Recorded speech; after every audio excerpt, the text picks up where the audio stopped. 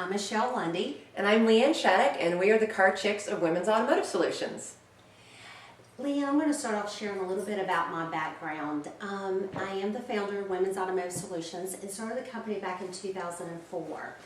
I have 26 years in the automotive industry, and the one thing that I found year after year, month after month, was that women would come in, and whether they had doctor's degrees, master's degrees, they were very intimidated by the process and felt like they needed to bring their brothers, their fathers, their neighbor, some guy walking off the street. You know, it was such a negative process that women did not want to have to deal with, but sometimes had no other option.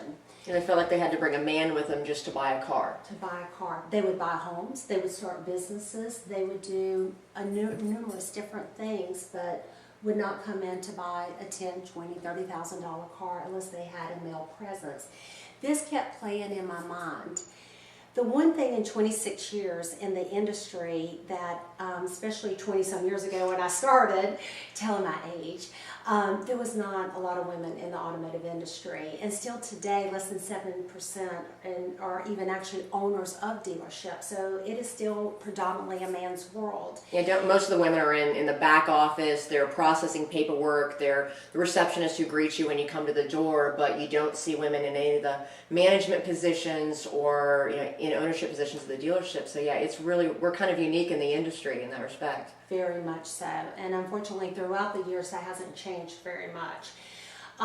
One of the things that I found too that became an obstacle over the years and in management is that I started a beautiful family, and I have two wonderful daughters. But the automotive industry also requires that you work those 100-hour weeks.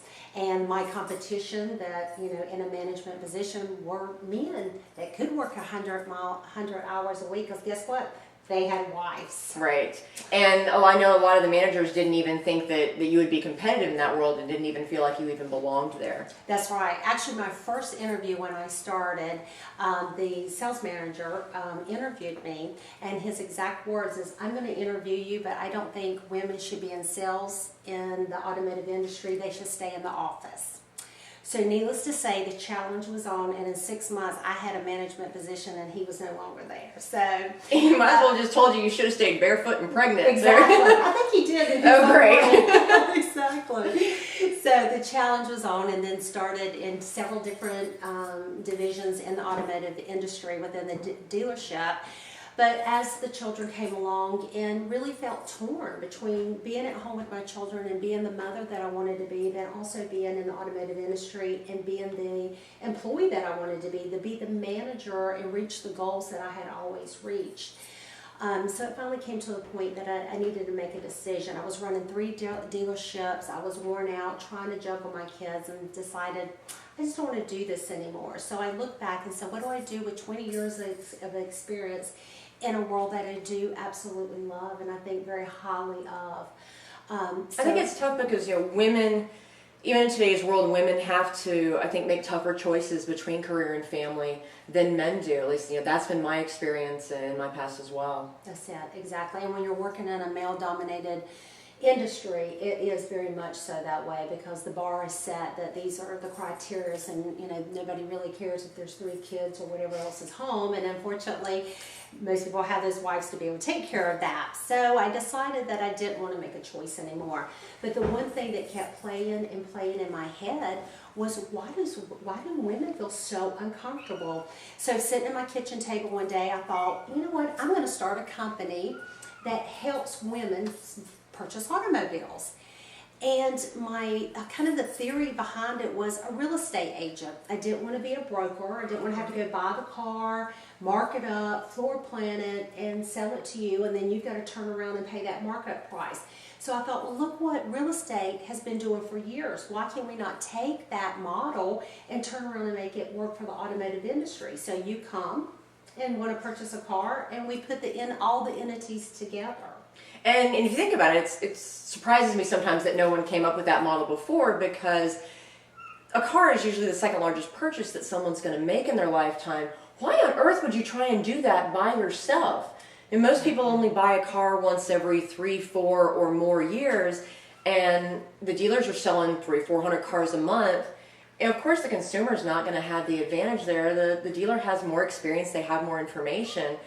And when you go to buy a house, you usually use a real estate agent to help you navigate those waters, teach you how to negotiate, make sure you don't make a financial mistake. But there's nothing like that in the automotive industry until this idea you had. Exactly. And then, the stats show that the automotive industry spends millions of dollars to train salesmen within processes and procedures. So you walk in, you've done 30 minutes, an hour worth of little background check. I should do this, the 10 top things to do or not do. But bottom line is you don't know the rules. Right. You just don't know the rules of the game. Don't know the rules of the game, and that can be very costly. And it's not just on the buying side, it's on the selling side too, because most people are trading in a vehicle and they have no idea how to sell that car. In fact, they don't realize what they're doing is they are selling that car. They think they're trading it in. Right. But I sort of liken that to why you use the chips in the casinos, because they want you to think it's not real money. Right. And that's the same. The term trade-in makes you think that you're just trading it in and getting another one, but you're really selling it, and you need to negotiate that price too.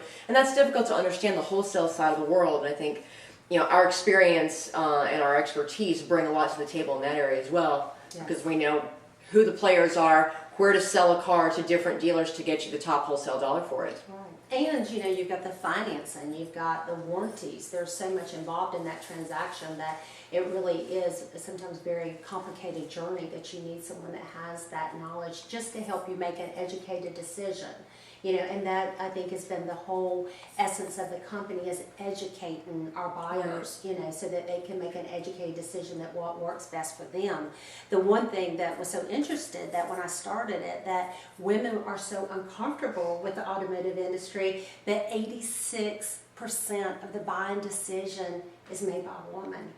And it's interesting because women are the target market really of the automotive industry, but I'm not sure that the industry realizes that, and it's tough when you have 93% of that industry being men. Right. You have a disconnect there in the communication style, just in the way we do business is very, very different. And I know that being a woman in that industry, because we do business differently, a lot of times it's not a fit for the way the industry works and the processes that they have, because they were designed by men for men. And so it's not surprising that most women aren't comfortable with it. And I think anybody would be hard-pressed to walk up to a woman on the street and say, so have you ever had a less than perfect experience buying a car? I think everyone has their horror stories from the automotive industry. And if we can bring a positive experience and help someone through a process that quite frankly should be exciting. I mean, I love buying cars. Yeah. I know you don't care about cars, but I love buying cars. It's so much fun, and I hate to see someone, a man or a woman, be intimidated by that process or not enjoy getting a shiny new toy. Yeah. That should be fun. And for most people, it's the second biggest purchase they ever make in their life. Because their car is second to their home. So yeah, they should be having fun. I have to tell you, the first time I ever met LeeAnn, we have a little branded logo of our company, and it's this little car with a woman in it. And little pink car. Little pink car. She's precious. And me and a designer designed everything and never thought anything, but it was just a cute car. Loved the brand and loved the logo. I sat down with LeeAnn and had lunch one day, and she says, do you know what your car is on your logo? And she started telling me exactly what it was, what kind of engine, what kind of tires, and everything on it. It's just a little second generation Miata. You can tell by the headlights, because first generation had the pop-up ones. Yeah, of course you can. And you're the one that's been in the industry for 26 years. Join the car chicks. Join the car chicks. So that's kind of how we knew that we were the yin and the yang for each other. So we have a joke about owning cars, that a lot of times that people will ask me, what do I own? I have not owned a car probably in 11 years, because I'm always driving someone's car, picking up somebody's car. Something we bought at the auction, something we were wholesaling to somebody. Yeah. It's got to be dropped off, so there's never cars. So I never know when she comes to meet me someplace what she's going to be driving. Or the school for my kids, because I come with a different car. They have no idea, where's mom? Exactly. So I've been asked over and over, what is my favorite car? So to put on record, my favorite car is the one that has gas in it, and the one that is the last one in the driveway. It's always my favorite car. But now LeeAnn does have a favorite car. I love cars. I've loved cars my whole life. I'm not really sure why. I don't have brothers. My father was into, he loved